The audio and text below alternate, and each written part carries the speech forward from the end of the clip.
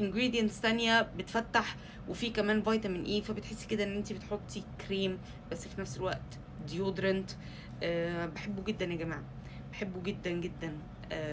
يعني مش يعني انا مش هطلع اقول لكم بقى ريفيوز اللي والله لا ده في كذا وفي كذا وفي كذا، اللي هو الكلام المحفوظ ده.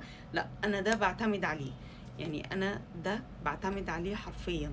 نسيت اقول لكم طبعا ان هو الومنيوم فري، ودي اهم حاجه. يعني انا ليه استخدم حاجه بالومنيوم وده من غير الومنيوم وفي نفس الوقت بطل معايا؟ فانا بحبه جدا. الروائح بتاعته بحبها جدا بصراحه، بحب اللي بريحه الفانيلا، بحب اللي بريحه العود. بحس ان انا كل ما اشتري ريحه مختلفه بتديني احساس مختلف. وبحب كمان اللي بالبارز اللي غطاه احمر ده، بحبه جدا. بس خطير خطير بصراحة. انا I advise you guys ان انتوا لو ما استخدمتوهوش استخدموه، لانه بجد تحفة.